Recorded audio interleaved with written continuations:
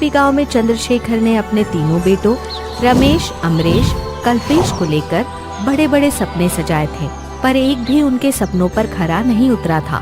चंद्रशेखर की उम्र हो चली थी। एक दिन वो अपने तीनों बेटों को बुलाकर कहते हैं, देखो बेटे, मैं जो कहने जा रहा हूँ उसे सुनकर तुम्हें बुरा जरूर लगेगा, पर क्या करूँ, बाप हूँ। एक बाप होने के नाते मैंने तुम तीनों को लेकर जो सपने संजोए थे, उनमें से एक भी सपना तुम तीनों में से किसी ने भी पूरा नहीं किया। तो ये बताने के लिए आपने हमें बुलाया था पिताजी? ये तो आप बरसों से ही बता रहे हैं। नहीं, मैंने ये कहने के लिए बुलाया है कि अभी मौका है। मेरे मरने से पहले तुम तीनों में से जो भी कोई ऐसा कुछ करके दिखाएगा जिसकी मैंने कल्पना नहीं की थी, तो उसे मैं अपनी जायदाद का 75% हिस्सा दूंगा। बाकी दोनों बेटों को 25% में से आधा आधा हिस्सा लेना पड़ेगा। अरे ये कैसी बात कर रहे हैं पिताजी? हिस्सा तो तीनों भाइयों में बराबर होना चाहिए। कल्पेश को कम भी दोगे तो चलेगा। क्यों? अरे ये वैसे भी हम दोनों से छोटा है और इसे अकल भी कहाँ है कुछ करने की। ठीक है भैया, आप दोनों में तो है ना, तो पिताजी को कुछ करके दिखाओ। ठीक है, दिखा देंगे, तू अपनी चोंच बंद रख। अपने छोटे भाई को डांटते हुए दोनों भाई वहाँ से चले जाते हैं और अपने खेत में जाकर आपस में डिस्कस करते हैं। ये पिताजी भी ना सठिया गए हैं। वही तो। अरे ऐसा तो हम क्या करें जो उन्होंने सोचा भी ना हो, पर हमें कुछ ना कुछ तो सोचना पड़ेगा। कल्पेश का क्या है, वो तो बचपन से ही आदा है, उसे तो 5% भी मिल गया तो वो अपना गुजारा चला लेगा, पर हमारा गुजारा तो 75% में भी नहीं चलेगा। हमें तो पूरा 100% चाहिए। पर कैसे, वही तो सोचना है। और 2-4 दिनों बाद ही दोनों भाई रमेश और अमरेश पिताजी के पास आकर उनसे एक कागज पर साइन करवाते हैं। ये क्या है? हम कुछ ऐसा अलग हटके करने जा रहे हैं जिसमें आपके परमिशन की जरूरत है। क्या करने जा रहे हो? हम माउंट एवरेस्ट चढ़ने जा रहे हैं। हमें कुछ हो गया तो कोई जिम्मेदारी नहीं, इस बात का ये बॉन्ड साइन कर दो। ये सुनकर पापा वो कागज साइन कर देते हैं। अभी इस बात को 2-4 दिन ही गुजरते हैं कि कल्पेश के साथ खेती की तरफ जा रहे पापा देखते हैं कि उनकी सारी खेती पर एक बोर्ड लग गया है कि वो सब बिक गए हैं। पढ़कर बाप चौंकता है। अरे ये कैसे हो गया? मैंने तो अपनी खेती बेची नहीं, फिर सारी खेती पर ये बोर्ड कैसे?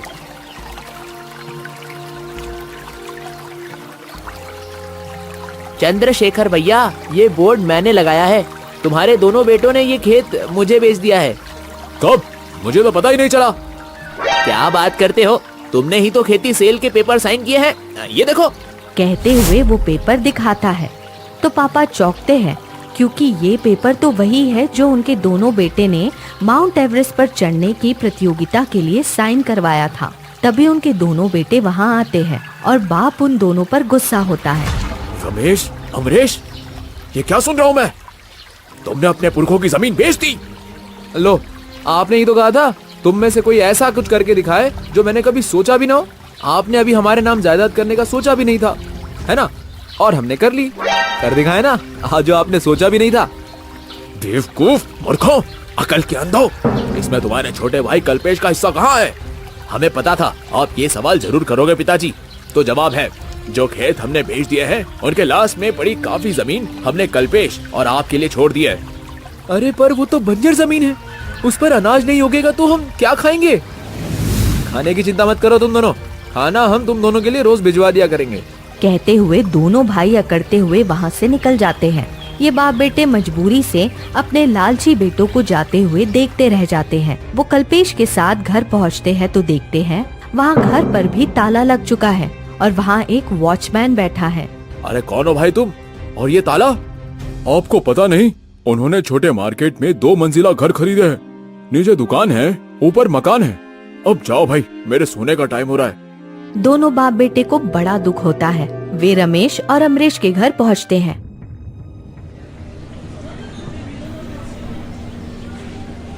मगर वे उन्हें अपने यहाँ रखने से मना कर देते हैं। कहते हैं, आप दोनों के लिए इतनी सारी जमीन छोड़ तो दी हमने। हाँ, हम तो उससे कम जमीन लेकर अपना गुजारा चला रहे हैं। अरे पर वो जमीन तो बंजर है ना बेटे।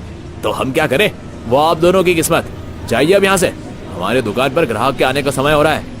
कोई चारा ना देख चंद्रशेखर अपने सबसे छोटे बेटे कल्पेश के साथ उसी बंजर जमीन पर एक छोटी सी झोपड़ी बनाकर रहने लगता है। शुरू के 2 दिन तो दोनों बेटों की तरफ से उनके लिए खाना आता है, पर तीसरे दिन से कोई खाना नहीं आता। यहाँ तक कि 2 दिन से चंद्रशेखर अपने छोटे बेटे कल्पेश के साथ भूखा रह जाता है। वो अपने दोनों बेटों के यहाँ जाकर उनसे शिकायत करता है।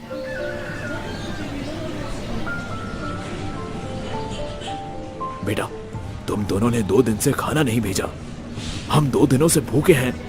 अरे हमें और भी काम रहते हैं, भूल गए होंगे। आकर तुम दोनों मांग लेते। मांग लेते का क्या मतलब है भैया? हम क्या भिखारी हैं? अगर इतनी ईगो प्रॉब्लम है तो उगा लो अपनी जमीन पर। अगर बंजर ना दी होती आप दोनों ने तो उगा लेता। तभी तो मांगने को कह रहे हैं। अब आगे से रोज मांगने आ जाया करो, तभी मिलेगा, वरना चलते फिरते नजर आओ।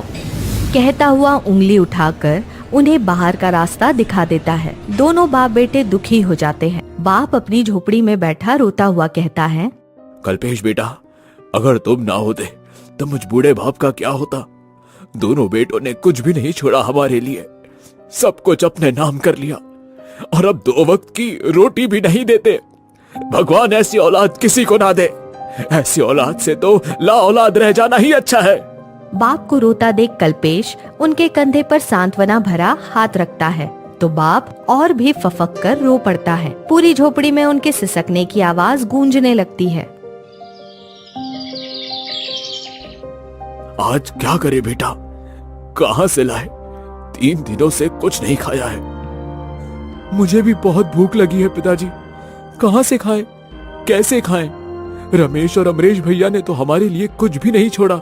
और दोनों ही बाप बेटे बहुत ही इमोशनल होकर रोने लगते हैं। फिर एक दूसरे के आंसू पोंछते हैं। तभी हाथों में सरकारी कागज लिए एक वकील उनके यहाँ आता है। उनसे पूछता है, हेलो, मिस्टर चंद्रशेखर कौन है? क्यों, अब क्या बेटों ने हमारे नाम पर केस भी कर दिया? अरे नहीं चंद्रशेखर साहब, हमारी नई सरकार यहाँ से हाईवे बना रही है। आपकी ये बंजर जमीन पर से हाईवे बनेगा। इसके लिए सरकार ने आपको ये 2 करोड़ रुपए का चेक दिया है। सुनकर दोनों बाप बेटे की आंखें फटी रह जाती है। 2 करोड़? हाँ हाँ हाँ, आप इन कागज पर साइन करके ये जमीन सरकार के नाम कर दीजिए और ये 2 करोड़ के चेक रिसीप्ट की साइन भी कर दीजिए।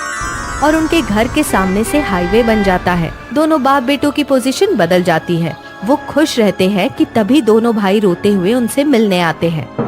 पिताजी, पिताजी, हमें माफ कर दो पिताजी। हमें माफ कर दो पिताजी, हमसे गलती हो गई। पर हुआ क्या? हमारे छोटे भाई की दुकान में काफी नुकसान हो रहा है। क्यों? यहाँ से हाईवे बन गया है, तब से ये लोग यहीं से गुजरते हुए और शॉपिंग भी करके जाते हैं। हाँ पिताजी, हमारे दुकान के सामने बने छोटे से रोड से कोई भी नहीं गुजरता। हमारे तो खाने के वांदे हो गए हैं। सुनकर बाप कहता है, कभी तुम्हारी वजह से हमारे भी खाने के वांदे हो गए थे, पर तुम डरो मत, मैं रोज तुम्हारे लिए खाना भिजवा दिया करूंगा। हाँ, और ना हम दोनों तुम दोनों की तरह भूखे रहने का नाटक करेंगे। हाँ, पर बदले में तुम्हें मेरे बंगलों में काम करना होगा, गार्डन में माली वाला और घर में नौकरानी वाला।